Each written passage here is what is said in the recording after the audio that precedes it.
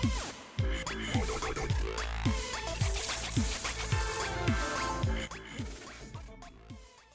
everyone, thanks for joining us this morning. When we think of the sales profession and just the revenue profession as a whole, it's really a curious field to me. When we think of the role itself, you know, it's really focused on human behavior and our ability to adapt in any current situation. But when we think of sales programming, it often lags far, far behind. I think of my own personal experience in sales, entering the field from a background of marketing and accounting, and how little I knew about the sales profession. And then in my time at Conestoga College as a teacher, I also felt something similar, teaching my students about sales. As they entered the professional world, there often is a gap between formal education and entering the workforce. That's what this panel is meant to focus on today. I have three great panelists joining me today as well to cover some of these topics around how do we make sure we're equipping our future generation of sales talent to be ready for in-person and practical environments, and how do we make sure we're on top of the world of AI as well. A little closer? Yeah. And how do we make sure that we're equipped for the change that's coming with AI?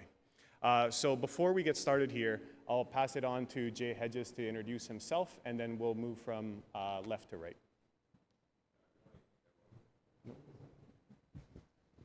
Good morning, everyone. Jay Hedges here. I've been in tech sales for just over 20 years. Originally did a BA at Brock University. I've got an MBA from Cornell. And I started out in enterprise sales and have been vice president of sales in a number of different startups and a director in a publicly traded company as well. And I'm currently in enterprise sales at Salesforce.com. Check, check. There we go. Is that what we do? Do we push the button to turn the mics on? Okay, great to know. Hi, Michael Downing. Welcome to to this wonderful gathering that I've had the honor of being a part of for almost since it began. And it's always beautiful to be here and to see, as sales progresses, all the new topics, etc.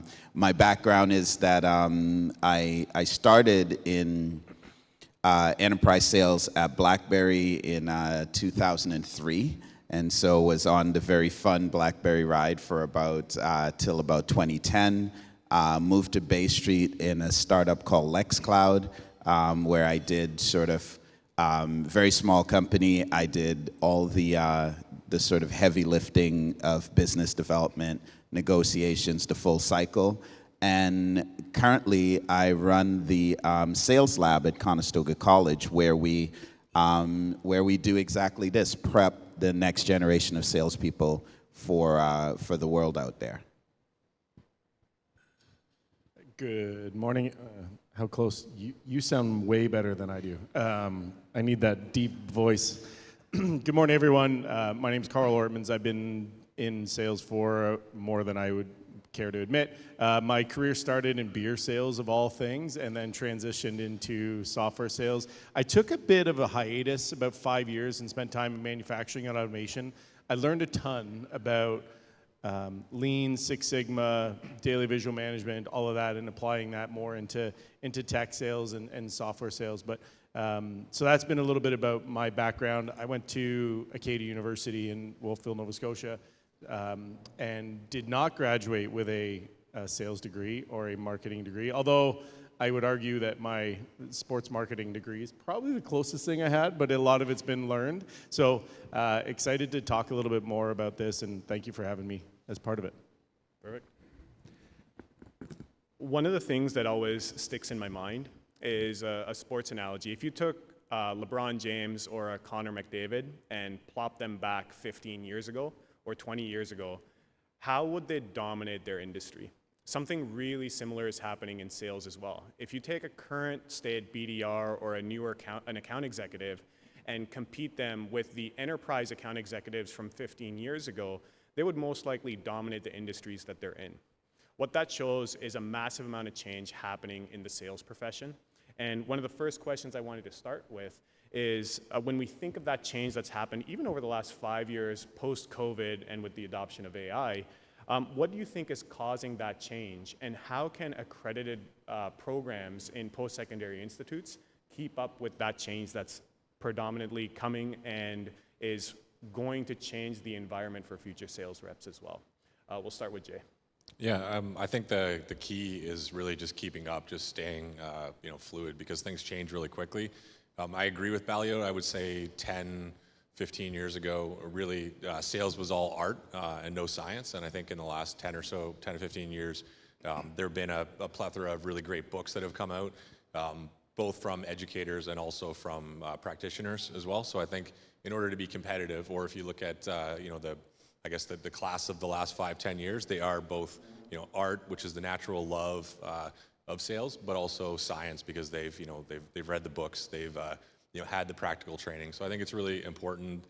New books come out all the time, new methodologies come out all the time, and you got to just stay innovative and lean, and just kind of keep up with the trends. So your curriculum from 5 years ago is not going to be the same as your curriculum right now.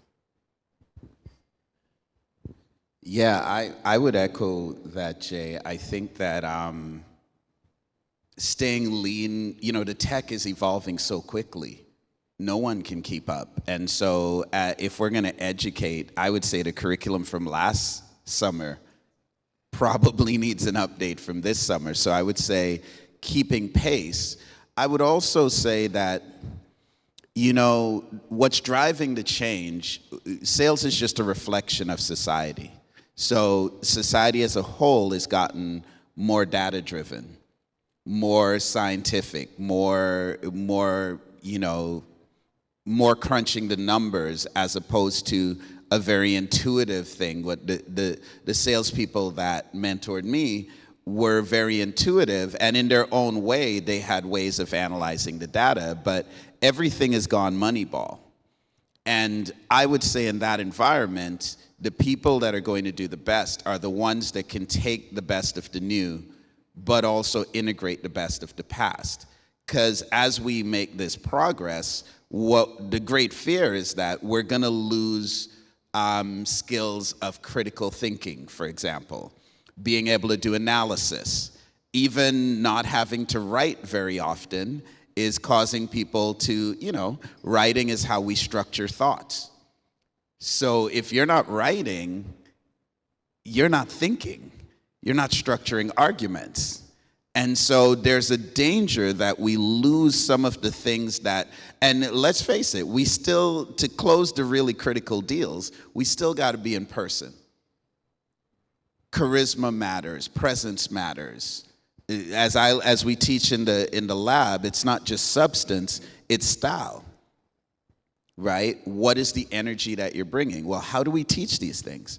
And I think as time goes on, and we're really getting great benefits from AI and from leveraging and from scaling, we have to make sure that the tools aren't using us, that we're using the tools. And what that means is we need to clearly mark out what the advantages are previously, and usually those are the soft skills, and the analysis skills, the thinking skills, the improvising skills, and we need to be teaching those even more so, because I tell the folks in Sales Lab, some of them are your hosts here, I say, look, why is a company going to pay you $100K a year to use AI when they can just get a chat bot that doesn't need benefits, doesn't get tired, and doesn't get cranky? Right? Why would they do that? So where you are going to make your money is the delta between the two of those things. And those are the human skills. And I feel like that's where we really need to very consciously focus, because in the past, we probably assumed that people would learn that it was the whole game. Now that it's not the whole game, we risk losing it if we don't train them specifically. Yeah, I would agree with that. And it came up as a topic, the criticality or the critical thinking skills. Because to go back to your analogy about LeBron and that of today, it's going to sound bad. Hopefully you guys are okay with this. I'm not trying to date us being older, but When you started in your sales career and you get into it and you're like, hey, here's an opportunity, work it. Okay, well now I'm gonna go to the website. I'm gonna go to LinkedIn. Then I'm gonna read their S1, and I'm gonna look at all this information. I just spent hours and hours and hours to try to devise a plan, and then go, oh, the person now left. So now I got to read all over again. And so that amount of information takes time to do it. Whereas now with the innovation that we have, we can see those things in the moment.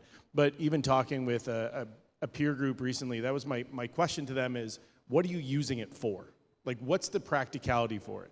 Is it to speed you up? Because really the tools now should be able to speed you up to do other things. And I use a parallel between AI and automation. If you think of what manufacturing is, like Henry Ford created the very first assembly line. How was the assembly line being done? Do you guys know? How was the assembly line being created? It was humans.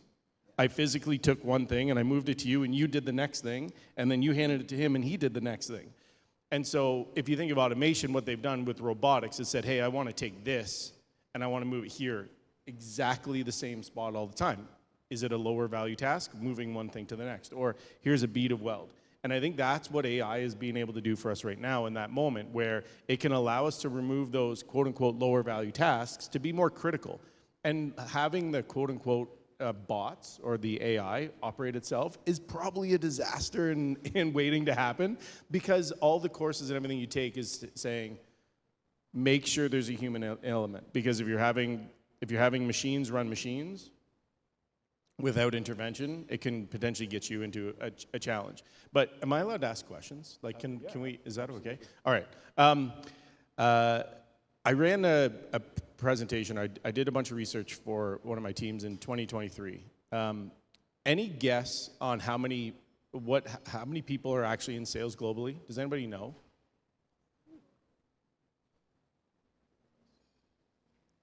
It can be a very round number. Anybody have a guess? Okay, you win. You are close. It's 5.7, but you definitely are closest. Well done. So in 2023, there's 5.7 million sales reps globally. So that transitions to any idea of like the percentage of population that would translate to? 5%. 5% of the global population actually have a sales career. But here's where it's interesting. There was 15 schools that offered some level of sales curriculum in 2023. There was only 15. Okay, yeah.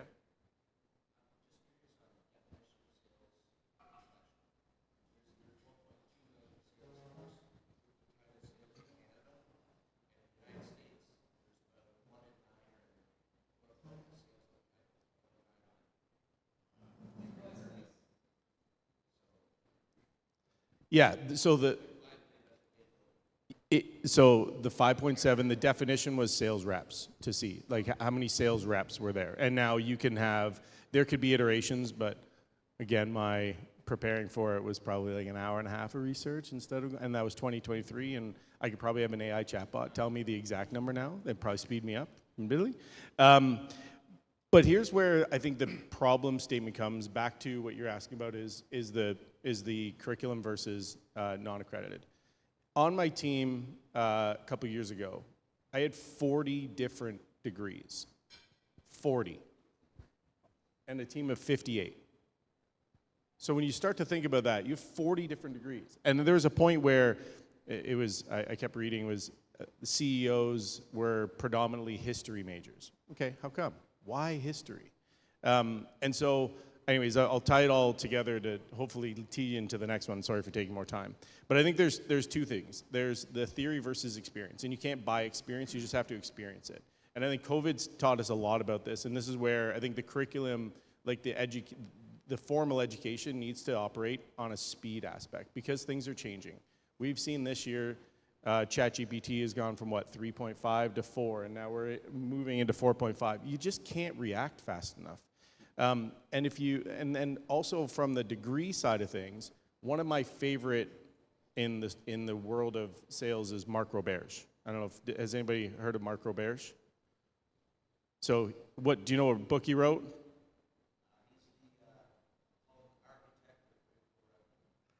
Not predictable revenue. Predictable revenue from Salesforce. He's the HubSpot CRO. There you go. Yeah. Good.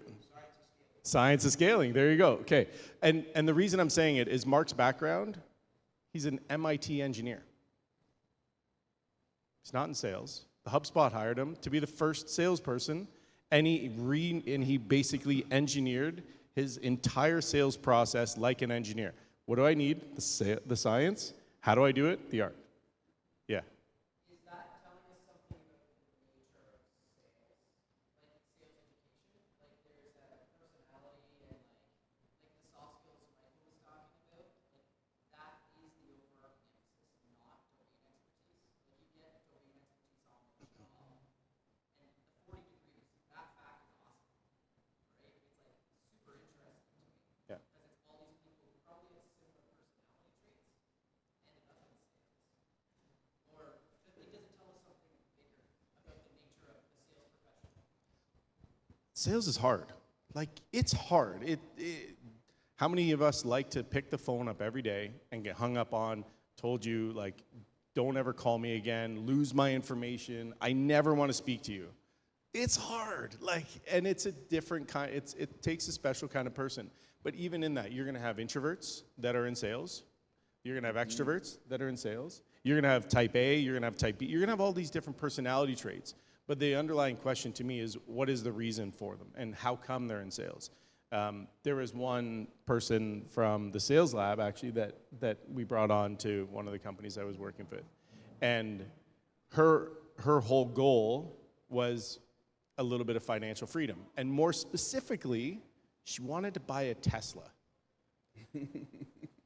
She's more introverted than extroverted, but she wanted to figure out a way, because that was her way of saying, hey, I can make money doing a really hard thing, and I'm okay with putting myself out there. So I don't know that I'm answering your question, but in terms of the skill sets, I see that there's inside of any sales engagement, there's a psychology behind it, there's a strategy behind it, there's an art, there's a science, there's a what do I do next, and how am I going to interact, there's a relationship build. There's so many different aspects in operating in a sales environment. Is there one specific degree that stands out above all of them? My opinion is no. And I, unfortunately, I'm going to say this, and please don't throw things at me. The unfortunate thing is all the work that you all do every single day, going into the real world, they don't look for that degree. What's the degree that they look for as an executive salesperson? MBA. And what do you typically learn with an MBA? Not sales. Marketing, strategy, finance. And there's a networking component to it. So I personally believe the whole system's broken. And that's where I see the evolution of, the experience and having, like, I'm a Pavilion member, I've been a Pavilion member, I've taken, a CRO course 3 or 4 different times, CMO school, Chief Customer Officer, all these different schools, but you learn from people and their experience and how they've done it, and you hear about it, and there's a peer-to-peer, and there's this networking aspect. And you get to ask those questions like, how did you actually do that, and where did it come from? And so I'm, again, please don't throw things at me, but I feel that it's an injustice to all of you because all of the things you do every single day is overlooked because of one degree that actually doesn't have a correlation to doing the role of sales. I would say that it tells us something about human nature. I would say that all of us have been involved in the activity of sales and persuasion. Like if you have kids and the kid doesn't want to eat their Brussels sprouts, what do? Right? They start selling. I'll eat half and half later, or if I eat all of it, can I have an extra dessert? And what's the parent doing? Right? It's a negotiation. And so I would say fundamentally sales is a human activity that we're all engaged in, and that's why so many degrees can lead to a career in sales, because that knowledge is not the actual key thing. What do we want on a sales team? Well, we want people who we can put in the room and who can synthesize all the data, all the preparation, the person in front of them, and change outcomes. And, is that something we can teach? Questionable. But I'll give you another stat and I'll end it there. When LinkedIn did their review they did a survey of the 12,000 biggest companies, and they surveyed the CEOs. And one of the questions they asked them was, what was your first job? Your first real job? What percentage do you think said sales versus engineering, software development, business analysis, marketing? What percentage do you think said sales? 2/3. Yeah. Started in sales or business development. Why? Because the people who communicate best in organizations win. Doesn't matter what degree, what background, what have you, you're always selling. If you have people reporting to you, you've got to convince them of what your strategy is. You've got to communicate with them. You have to sell them on what you're trying to do to get them to work. You can't just go like, oh, just do it, I'm your boss, right? How well does that work, right? If you want to get a promotion, you want to sell your ideas, it's always selling. And so the best communicators always win. So how do we foster that? Because communication, again, very human quality. It's very human in the sense that it's the soft skills, it's the things that we can't put on a spreadsheet that are going to make the difference. And in an age where we're getting so good at all the things that are less human, the things that we can put on a spreadsheet, I think the focus and again, the delta, the value add is going to be on those soft skills. And they're not dependent on degrees. They're not. In Sales Lab, we bring in an improviser, like literally a woman who has a master's degree in dramaturgy. And we do improv, basically. What's improv? It's the art of saying yes and when in a conversation. It's essentially social improvising. And that just unlocks everyone's brain. And what it does is it doesn't teach them a new skill. What it does is it leverages the existing human persuasiveness that they've already built up, and it turns it loose in the sales setting. I think that's the kind of thing that really matters in an age where everything else is eventually going to be automated. Sorry, everything's a podcast with me right now. Anything to add, Jay? No, yeah. Well, I'm going to pass the mic in. We talk quite a bit about content, and we've touched on a couple topics here when it comes to non-accredited programming like Pavilion. I think a big thing that's missing in a lot of programming universally is evergreen content. We focus quite a bit on, BANT and some of the core methodologies, but when we think of sales, there's a lot of soft skills that are integral. And one of my favorite evergreen content pieces is Alchemy by Rory Sutherland. Nothing to do with sales, it's a marketing book, and it speaks to how people often don't feel what they think, say what they do, or anything in between. When we look at hiring managers, there's an analogy I use in our Sales Lab program at Conestoga College. If you were running a grocery store and you were looking to hire someone to stock shelves, and a new graduate comes and hands you over a resume, and a second new graduate comes over, looks you dead in the eye, and says, nobody in this city will stock shelves faster and more accurately than me. Who got your attention? Most likely that second student. So there's something happening when we think of sales training and some of these soft skills that even though we say hand in a resume and do this certain process, someone can always cut through the noise. And when we talk to hiring managers, Michael and myself every semester are equipping 20 to 30 students to enter the job market in sales. Although there's strong requirements and they have a huge preference toward MBAs and degree programs, we consistently hold a very, very high employment rate of our students, averaging near to 100% every term.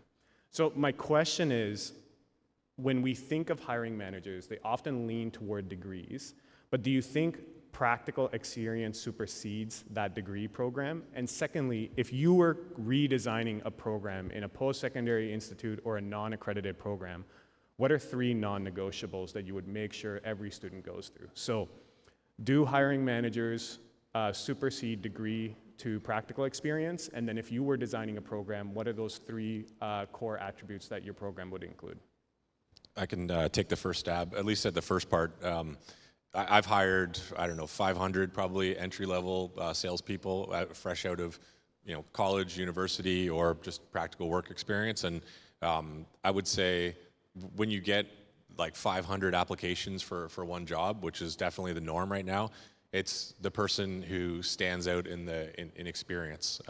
It's the person who sends me a LinkedIn email, who emails me directly, who gets creative. So I think that practical aspect is more important. I could have someone who just, got an MBA from Queens and someone who has experience working at Sobeys or something like that. And the person working at Sobeys with no formal education that sends me a really compelling email on why I need to talk to them and meet with them is going to get that interview. And for me, in an interview, it's not, tell me about your experience. That I don't learn anything from that. Honestly, most of my interviews are like 25 minutes or shorter, and I will put people on the spot who've never done it before and say, okay, like, what do you know about our company and what we sell? So I want to understand their thought process. Who do you think we sell to? Who would be our buyer persona in a company? Do we sell to marketing? Do we sell to CFOs? Okay, great. You said that we sell this software to heads of marketing. I'm the CMO of this company. I'll give you a minute to like gather your thoughts. You can write things down on paper, but I want you to give me a cold call. I'm going to answer the phone as Jay, the VP of marketing at this company. And for me, that's how you get the job. Is you got to stand out in getting the meeting, and then you got to stand out in the actual interview by being fearless. And I'll always give them feedback and see how they incorporate feedback. But I think for me, it's about the real world, like how they perform. And I think any as educators, any opportunity for them to do that, I think would be highly valuable. Not here's a methodology and memorize a methodology and I'll give you a test on it, but like we were just chatting before coming on stage here, and if you all raise funds from alumni, why not have them cold call some alumni, right? And do it with their peers in the room, see how they perform, give them coaching. They can work on real world objection handling, and tell them that's what you need to do to get the job. You need to call that VP of sales. You need to send them an email. You need to be compelling and concise.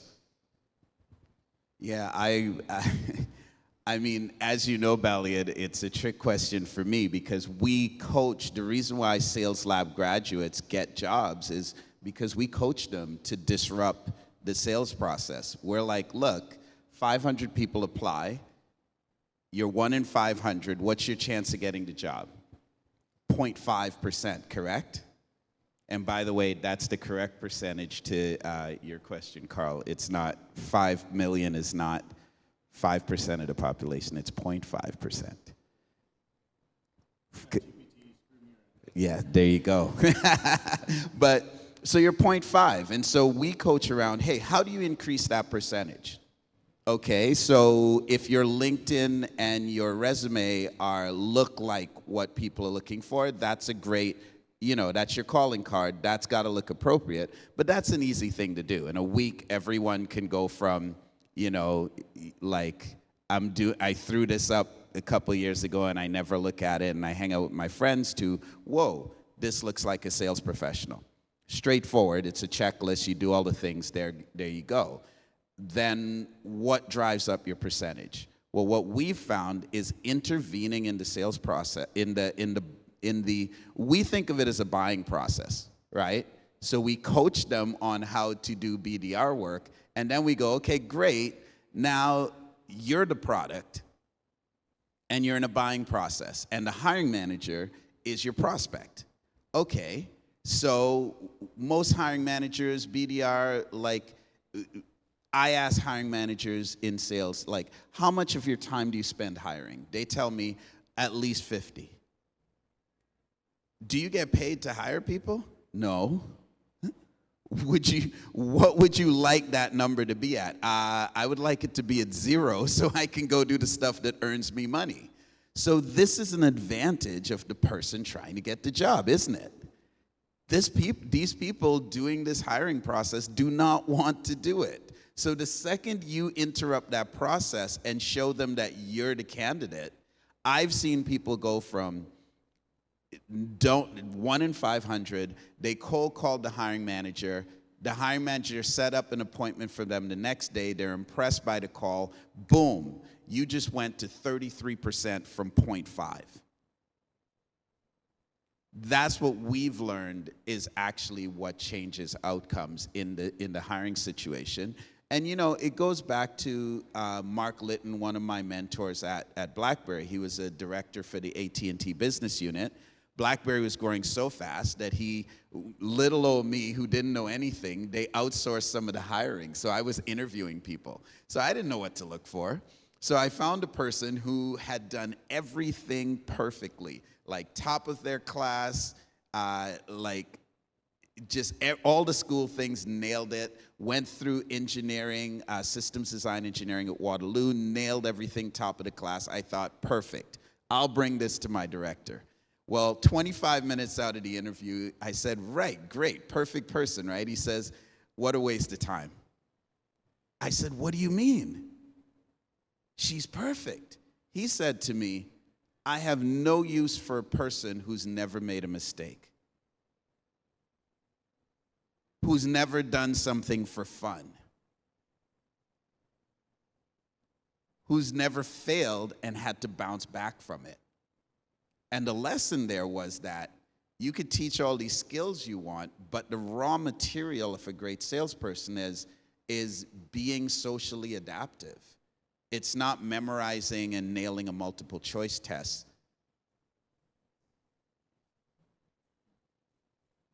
And so that's kind of how we base our focus in Sales Lab. We want people who are disruptors. We want people who are improvisers. I would say the number one determinant is what I call a flexible talker. So someone who, if you put them in a room with one person, they're going to adapt their communication style to that person. But if you change the audience, they're going to adapt to this person. And we've had people with engineering backgrounds. They do the best, actually. But then we've had people like the person Carl is talking about who, came tiny young girl. She was probably the youngest person that ever came into Sales Lab. She was 18, from an Afghani family. She was the first girl to finish high school in her family, the first girl to finish college, and because Carl hired her, the first girl to get their own real career job and earn more than the men in her family. And so it was a big deal for her. And the only thing I would say she had coming into it, it wasn't experience, it wasn't a great degree, it wasn't parents who had a great background, it was grit and the ability to switch, to be a flexible talker. And her grit was such that, because Sales Lab is not it's not a course, right? You have to apply to get in. You don't pay us anything for it, which means if you're not doing the work, it's like sports. You get cut from the team. So we make it competitive. She told me at the end, and it's funny, she called me just last year, because we've gotten to a point where Sales Lab grads are now hiring Sales Lab grads. And she told me, because she was in an interview process with another Sales Lab grad, and they were talking about the program, and she called me and she said, you know what? She told me two things. She said, I wanted to quit on week 4 of Sales Lab, and I typed the email, and I was about to send it, and then I said, no, F this guy. He's gonna have to fire me. How do you teach that? And then the second thing she told me was, every dollar I've made since I've left school was because I went to Sales Lab. And, for us, that's such a validating thing. It's awesome. But trust me, that for every one I've heard, there's 2 or 3 that just never got it. But the point, though, is that it's again, the human qualities. That's my thesis today. Grit. That's a determiner of success, right? The ability to fail and bounce back. Resilience, that's a determinant of success. Not what degree you have, but if I put someone in front of you, do you adapt to speaking to your prospect, or do you just run a script? Because again, ChatGPT can run a script, right?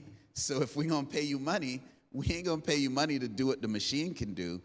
What can you do above and beyond? And so again, my thesis is that is what we need to be valuing and training and testing for, because again, disrupting processes. It's the disruptors, right? That's what a salesperson is. You get a cold call in the middle of the day, you're busy doing your job, somebody calls you out of the blue, they're disrupting your day, right? That's who we want.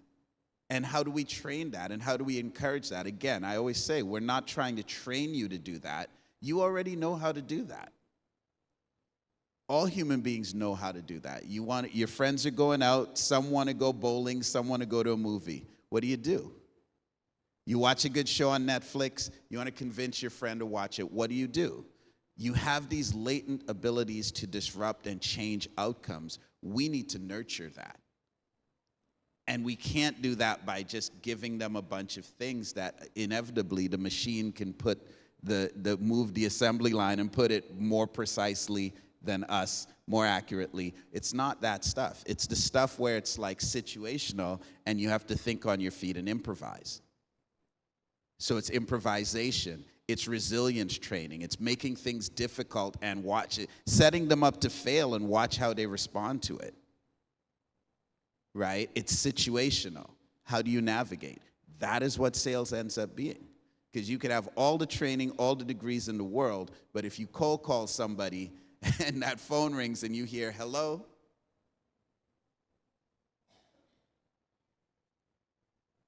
your mind goes blank and you fall back to the muscle memory of being a human being.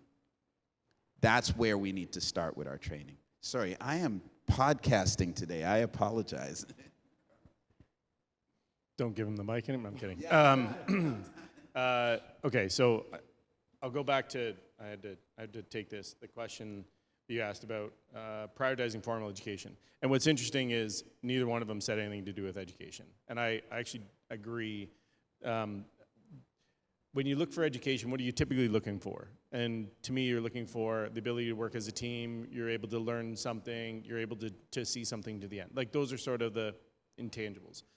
To me, when I'm looking for hiring, I look a lot for athletes. Athletes are one that, or the other one is the service industry. Funnily enough, if you've ever, I'm probably telling you things, you're like, oh, I didn't know these things. But in the service industry, every interaction is a selling experience. You're a customer service, et cetera. On the athletic side, if you've played a high-level if you played a high-level sport, I know that you have a grit, you have a determination, you're going to do the work when nobody's looking, all of those things. You're a team player, ideally.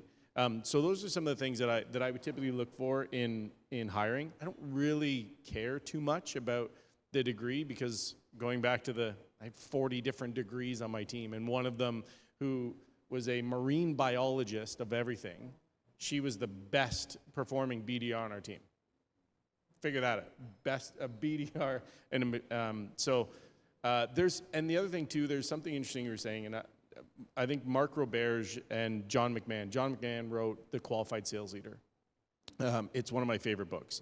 And him and Mark were on a podcast, and they talk about, do you hire for skill or do you hire for domain experience? And to me, it's you hire for will. Because like you're saying, if you have a willingness to learn, then I can teach you anything else you want. I typically look for will versus skill because the context of sales is a lot more important than the content going in. And I do think that there's a very distinct differentiation between the two. And maybe sort of like leaving this as I'll stop with this, but I'm trying to remember the book, but anyways, the story goes, this manager is gonna hire one of two engineers, and I think it was for Ford, strangely enough, and he takes these two to dinner and says, order whatever you want. And it was the final interview, and they all ordered steak. They went to a steakhouse, they all ordered steak. And so the food comes out, one guy right away, salt, pepper, and he put steak sauce on and started eating. The other gentleman waited for a couple of minutes, and he looked at the guy who put the pepper and salt and everything on the steak. He said, thanks for coming, but you don't get the job. And he was like, why? And this was an engineering job. He goes, why? Like, I don't understand. He goes, because that guy waited to see if he liked it and had to make changes versus going into it making changes without knowing. And so there's an interesting sort of dynamic with that one, and it's a story just from this coming through. So did we answer all of your questions? Okay. I remember when I actually went to school at Conestoga for accounting. And when I was going through it, I was incredibly frustrated. Accounting was not my career. I've been in sales for 10 years now, thankfully. But I remember having a conversation with one of my mentors saying, man, this sucks. Like, I know what it takes to be an accountant. Why don't I just go out into the market and do it? And the response was, you know, if I put you in a car and you never knew how to drive before and you drove for a couple days, you probably learn how to drive, but that doesn't mean you can drive on the roads.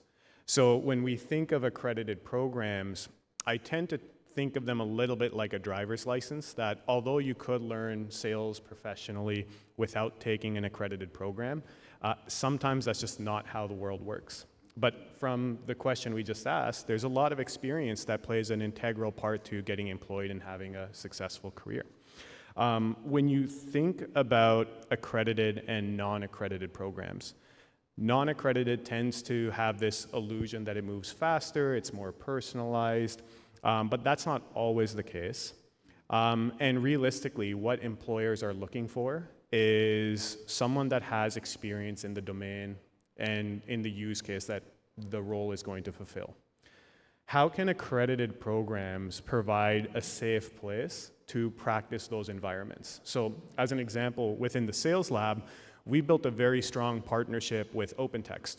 They're constantly hiring business development representatives. Our use cases and simulations are based out of OpenText. We bring in an OpenText recruiter to do mock interviews with our students. So by the end of the 15-week program, not only are students well equipped with real-world use cases, but OpenText gets a preview of our talent, so as they graduate, they effectively have that top shelf pick of students that might be high employable candidates for the employer. So just taking it back there, if you think of the accredited world, what type of changes could you make to allow for more of that simulation or practical experience that you would be looking for as an employer? Do you want me to go first, and then that? So I'll be as quick as I can. My opinion is this: if you're running a program like you are, I think it's a disservice if you aren't connected to multiple companies, because I do think that in sales there should be, especially in the programs you're doing, there should be a co-op program. Engineers do it all the time. You see it very commonly. Why not this? Like, that's what I don't understand. Have them go. They're going to learn the real world experience, come back and learn the practical side. Hey, I did the thing you said, but you know what? It didn't actually work because this new thing showed up. And to your question around how do they operate faster and more agile, what I do see with the accredited versus non-accredited, so something like a pavilion. When I went through CRO school, I had to do a full waterfall template on a business. Like, I had to actually do it. And then I had to present it to somebody. When I went through medic training, I had to go through the training, and then I had to take one of my opportunities and present it to 5 CROs that were all medic trained. And they grilled the app. I won't swear. They grilled me to a degree where I was like, wow, I learned a ton walking out of it. But that practicality and that experience you can't buy. So to me, I think there's an aspect of how do you operate a little bit faster, and I also see the evolution of the influencers now. I don't know how many of you saw like Nash and Hall as an example, and the face plunge, and the cold face plunge, and rubbing bananas on his face. How many people started to do that because they saw the thing? Or you can now write a book and put it on Amazon, or you can do things so much faster today. Where I think if you get hooked into some of these programs, you know, maybe you have them as speakers, but I do also think that there's a great opportunity to leverage the programs like a sales lab, create this connection point, have a pipeline where people can go. Virtual Causeway is another one locally that does a great job of this, where they hire entry-level grads. They learn either the marketing side, the sales side, they learn the experience, and then they go to do something else. So there are those companies out there that do it, and I do believe that that's the way to evolve this program faster. Yeah, very much agree that real world connection, because everything in the real world is changing so fast, like we said, last year's knowledge is old. So having real world connections, and the truth is, what we've found is companies love it.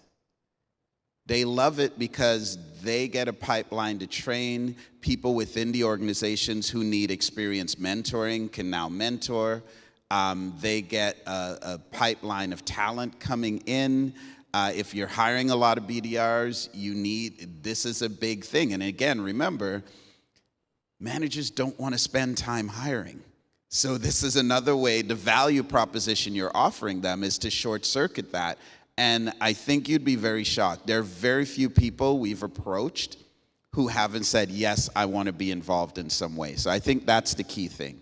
What are they asking for? Well, it's been consistent for the 5 years I've been in Sales Lab. Things have changed, many things have, but what folks are asking for are the same things.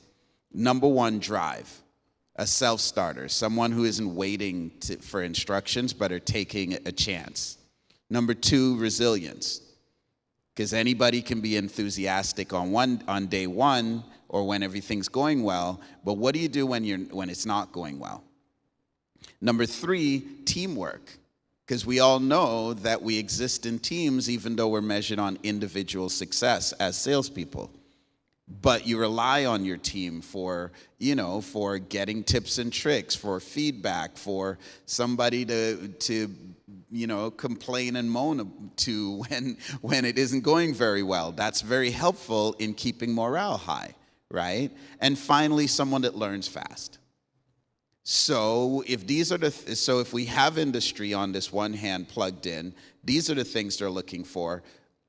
How do we build curriculum that feeds into and nurtures those qualities? And I think we have to start thinking more about this as more the way we look at sports teams than the way we look at academics, right? Because we are in schools, and so we think in this very academic way, but actually this is more like training an athlete who's going to have to go out and compete.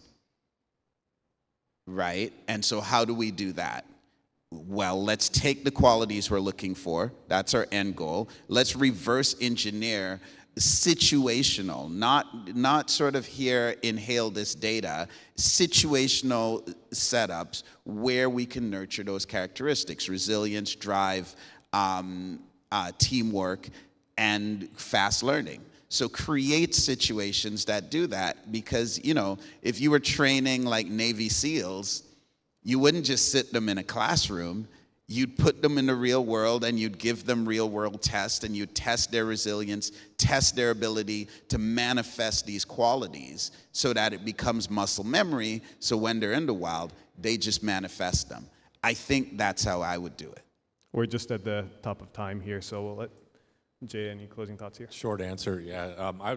Just back to the accreditation. I think that there's value in it, especially the self-confidence that it gives the individual, right? If they feel like that's a valuable thing that they went through that training, and it shows up in interviews, it shows up in the job, then I think there's definitely value to it. Perfect. Thank you all for your time. And if you have any questions for us, we'll be here for the lunch and networking timing as well.